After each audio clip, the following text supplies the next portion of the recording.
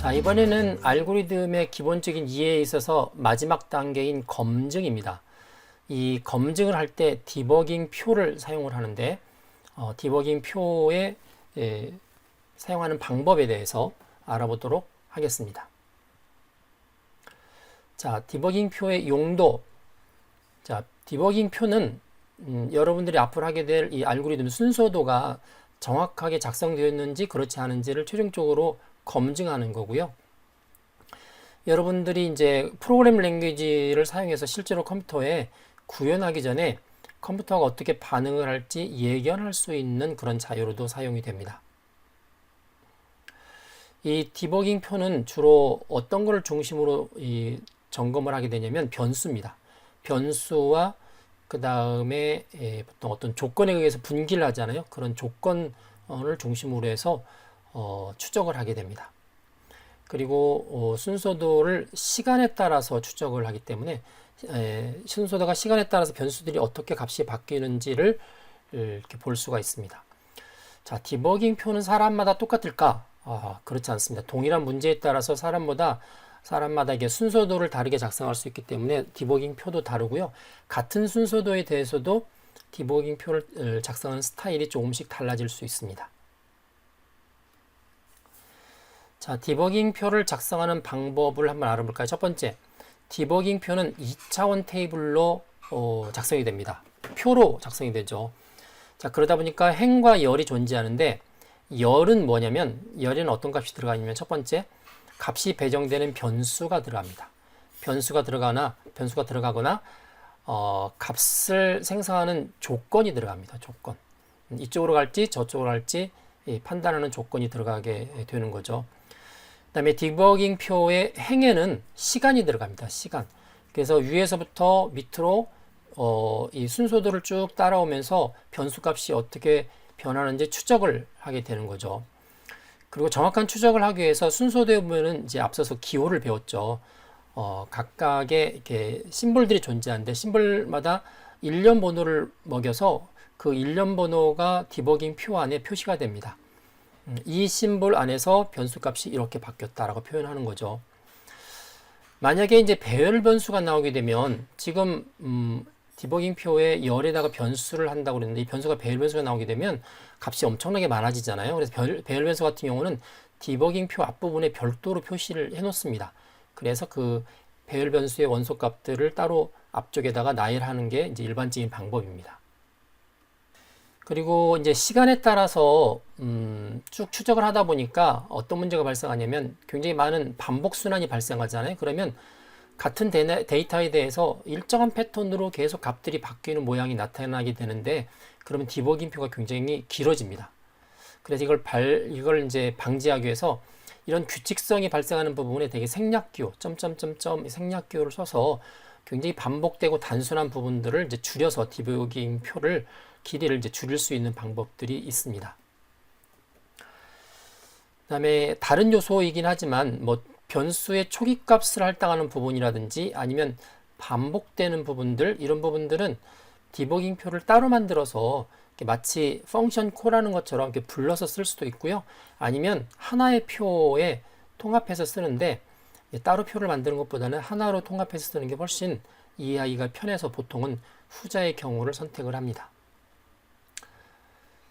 자, 디버깅 표를 작성하는 사례를 한번 살펴보겠습니다. 먼저 주어진 문제를 파악을 해서 순서도를 먼저 그려야겠죠. 그리고 난 다음에 그 순서도가 문제에서 원하는 대로 제대로 동작하는지 이 디버깅 표를 가지고 검증하는 과정을 보여드리겠습니다. 자, 문제가 이렇습니다. 철수는 이번 기말 시험에서 10개 과목의 시험을 치렀대요. 그래서 과목별 성적을 얻었겠죠.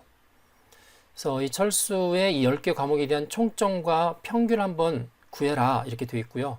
그 다음에 10개 과목 중에서 90점 이상인 과목이 모두 몇 개인지 출력을 해라 라고 되어 있습니다.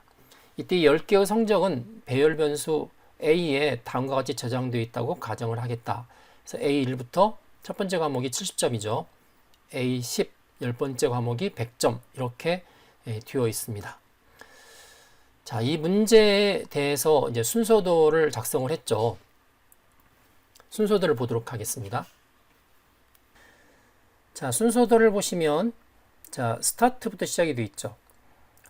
sum이라는 변수가 있고 count라는 변수가 있습니다. count는 CNT는 뭔가를 세는 거고요. sum은 합하는 거죠. 자, 초기값을 다 0으로 잡았습니다. 자, n은 1부터 자, n이 반복을 위한 그 배열의 첨자 변수입니다. n은 1부터 n이 하나씩 증가하면서 n이 10보다 크면 끝내죠. 10보다 크지 않으면 이렇게 해서 반복이 됩니다. 그래서 이런 반복을 통해서 n은 자, 1부터 시작해서 여기 1 있죠? 1부터 시작해서 계속 증가하면서 10까지 반복이 됩니다. 2, 3 이런 식으로 해서 10까지 반복이 되고요. 그 사이에 이제 10개 과목의 합을 구해야 되죠. 그래서 여기 이제 sum이라는 변수예요. sum은 이전에 sum에서부터 과목 변수가 a라는 배열에 배정되어 있기 때문에 an 자, an 그래서 n은 1부터 10까지 바뀌죠. 1부터 10까지. 그래서 누적을 합니다. 누적해서 그렇게 되면 이제 sum은 초기값이 0이니까 10개의 과목의 값을 넣게 되는데 문제는 90점 이상인 게 몇 개냐고 그랬어요. 그래서 밑에 이제 조건문에 이렇게 읽었던 성적 AN이 90보다 크거나 같으냐? 크거나 같으면 카운트를 늘려갑니다. 카운트는 카운트 플러스 1. 만약에 90점보다 작으면 false죠. 이렇게 되면 이렇게 됩니다. 자, 이런 패턴이 순서대에 많이 나옵니다. 어떤 조건이 참이면 어떤 액션을 취하지만 참이 아니면 그 동작을 빼는 거죠. 그래서 읽었던 과목 점수가 90점 이상이면 카운트를 하고요. 그렇지 않으면 카운트하지 않습니다. 그래서 결국에 보면 1부터 10까지 10개 과목에 대해서 합을 구하고 그 과목이 90점 이상이면 카운트를 구하게 되어 있죠. 그래서 이제 밑에 가서 이거를 출력하게 됩니다. 자, 출력하는 부분이 있습니다. 자, 출력하기 전에 먼저 평균을 구하죠. 그 썸을 10개 과목으로 나누면 에버리지가 나오죠. 그래서 출력할 때 합계, 평균, 그 다음에 90점 이상인 과목의 숫자 3개를 컴마로 해서 연결해서 했죠. 자, 이 경우에 대해서 디버깅 테이블을 이제 만들기 위해서 이제 보시면 여기 까만색 번호들이 붙어 있는데 이 번호들이 이제 심볼마다 붙이게 되어 있습니다. 먼저 한번 다시 정리한 모습을 한번 보도록 할까요? 자, 정리된 순서도입니다. 이제 깨끗하게 정리를 했고요. 여기 보시면 이제 디버깅 표를 만들기 위해서 첫 번째 심볼 옆에 1 까만색 번호로 붙였죠. 2, 3, 자, 4 보세요. 4는 여기 조건기호, 판별기호 옆에 붙어 있습니다. 5, 6, 7도 마찬가지죠. 7, 8, 9. 자, 그러면 1번에서는 보면 변수 sum에다가 0 집어넣고 count에다가 0 집어넣고 이게 1이고요. 2는 n에다가 1 집어넣고. 자, 이거는 초기값이죠. 초기값. 초기값. 그 다음에 3은 이제 반복되는 것들 안에 이렇게 들어가 있죠. sum이 들어가 있고, 그 다음에 여기는 an하고 90하고 비교하는 조건문이 들어가 있고요. 그 다음에 여기는 count 값이 갱신이 되죠. 그 다음에 n 값도 갱신이 되죠. 그리고 다시 끝날지 말지 조건문이 이렇게 들어가 있죠. 3번하고 4번은 조건 체크하는 거죠. 조건. 그렇죠? 나머지는 값들이 갱신되고. 여기 8번, 9번은 뭘까요? 이건 출력입니다. 출력. 출력을 하기 위해서 약간의 사전 작업을 하죠. 에버리지 값을 새로 생성하고 값을 찍죠. 그러면 이제 디버깅 표를 만들 때 초기 값을 설정하는 거나 출력하는 부분들은 대개 한 번만 나오죠. 되게 이렇게 반복하는 부분들이 대단히 중요하기 때문에 주로 이제 이 디버깅 표를 만들 때 자, 열이 있고 이렇게 열이 있습니다. 열이 있고 그 다음에 이것들을 이렇게 붙여서 하는 행이 있다고 그랬죠. 행. 이렇게. 요거는 이제 시간축입니다. 시간. 타임. 얘는 변수나 조건이 들어갑니다. 따라서 여기 sum이 여기 이렇게 들어가고요. 그 다음에 이 조건, 그러니까 sum은 이제 어떤 값인지를 추적하게 들어가는 거, 조건이 이게 참인지 거짓인지 추적하는 거고요. 그 다음에 count and, 자, count and, 그 다음에 또 조건. 자, 이런 식으로 해서 이렇게 들어갑니다. 주로 이제 많이 쓰는 반복된 부분들을 이제 하게 되는 거죠. 이렇게 정해놓고, 자, 시작은 여기부터 시작하죠. 여기서부터 시작합니다. 자, 이런 부분들을 한번 표로 한번 보도록 하겠습니다. 자, 디버깅 표인데 배열이 사용됐죠. 그래서 배열 10개를 먼저 디버깅 표 앞에다가 이렇게 그려놓습니다. 그래 참조하기 편하게요. 그리고 이제 반복 구조되는 부분들이 제일 중요하기 때문에 그거를 되게 같은 순서도와 같은 순서를 가지고 sum, 그 다음에 조건 체크, count, and 조건 체크, 그 다음에 이제 출력 부분 average. 자, 이렇게 정해놓고 그리고 이제 행을 하나씩 집어넣습니다. 행은 시간 순서라고 그랬죠. 각각의 행은 시간 순서를 할 때, 자, 어떤 단계, 아까 까만색 번호 기억나세요? 어떤 단계에서 어떤 값을 갖는지 짝으로 해서 집어넣습니다. 자, 예를 들면 이렇게 돼 있죠. 앞에서 이야기했던 sum, 그 다음에 조건, count, and, 다시 조건, average 밑에 이제 실제 이제 단계 값들이 이렇게 들어가는 거죠. 모든 부분이 그렇습니다. 여기 이제 이쪽에 비고라는 걸 하나 뒀고요. 자, 첫 번째 시작하죠. 1, 2번에 의해서 초기값 썸이 0으로 잡히죠. 1번에 의해서. 그 다음에 카운트도 0으로 잡혔죠. 그 다음에 두 번째 심볼에 의해서 역시 n의 초기값이 이렇게 잡혔죠. 자, 그래서 이 초기값 할당하는 부분들을 같은 시간대에 이렇게 집어넣습니다. 여러분들이 혹시 그런 질문을 할 수도 있어요. 이거를 한 줄씩 하면 안 될까? 예를 들어서 sum 1단계 0 집어넣고 그 다음에 다시 행을 만들어서 count 이렇게 들어갔죠. 그 다음에 또 행을 만들어서 이렇게 한 칸에 하나씩만 집어넣어도 안 돼요? 됩니다. 그게 사실은 더 정확합니다. 시간적인 순서를 더 정확하게 나타내죠. 하지만 이제 공간을 줄이기 위해서 이렇게 혼동이 되지 않으면 이렇게 같이 쓰는 거죠. 자, 이제 반복되는 부분이 있습니다. 반복되는 부분. 요거는 이제 앞에서 이루어졌던 이 부분이죠.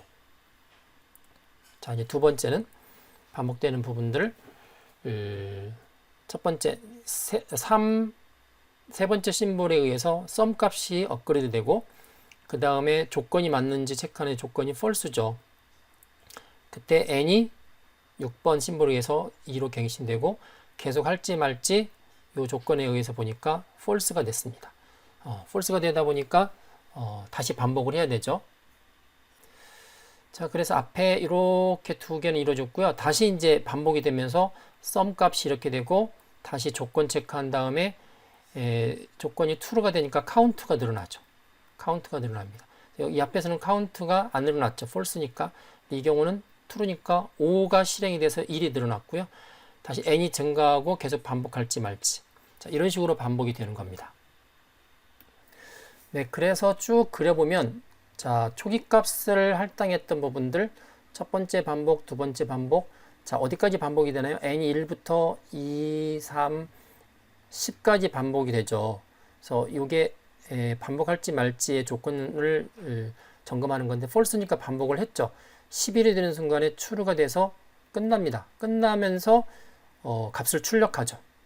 average 값이 주어지면서 이렇게 sum, average count를 출력하게 되어 있습니다. 자, 중간에 보시면 90점이 넘느냐 하는 부분에 있어서 false, true, true, false, false, true, false, true, false. true일 때마다 count 값이 하나씩 증가하죠. 그래서 5까지 왔기 때문에 마지막에 여기 sum 값을 출력하라고 그러면 이 마지막에 있는 sum 값, average를 출력하라고 그러면 요거죠. 요거 average. 가장 최근의 거죠. count를 출력하라고 그러면 count가 많이 있었지만 가장 마지막 거. 이걸 출력하면 되기 때문에 결국 이 알고리즘을 구현했을 때는 sum은 855, count, average는 여기 나와 있는 85.5, count는 5 이렇게 된다는 걸 디버깅 테이블을 통해서 알 수가 있습니다. 잠깐 요약을 해드리면 자, 디버깅 표는 이게 시간 순서다.